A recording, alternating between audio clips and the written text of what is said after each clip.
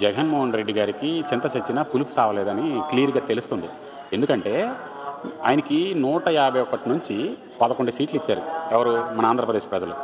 ఇంకా బుద్ధి రాకపోతే ఎందుకండి ఈ జగన్మోహన్ రెడ్డి? అంటే ఈ 5 సంవత్సరాలు ఆళ్ళు పాలిచ్చిన రౌడీ పాలన ఇంకా ఆయనకి మర్చిపోట్ల. ఇంకా నేను పాలనలోనే ఉన్నా, రౌడీజం చేత్తా, ప్రజలకి బెదిరిస్తా, అక్కడ డాక్టర్ గారిని ఒకసారి చంపేశారు మాస్కులు అడిగినందుకు. ఆళ్ళ బాబాయ్ అడ్డొస్తాడని ఆళ్ళ బాబాయిని చంపేశారు.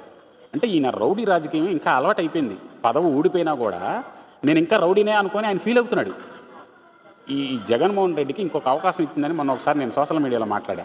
ఇప్పటికైనా చంద్రబాబు నాయుడు, పవన్ కళ్యాణ్ గారు చేసే పాలన చూసి మీరు మారండి. మానవత్వమైనా నీకు మిగులుద్ది. లేదంటే నీకు రాక్షసుడు లాంటిది ఆంధ్రప్రదేశ్ చరిత్రలో నీకు ముద్రేస్తారని నేను చెప్తూనే ఉన్నా. ఇలాంటి బిహేవియర్ మార్చుకోపోతే రేపు ఆ ఒక్క సీటు కూడా పులివెందుల్లో ఆయనకి రాదు.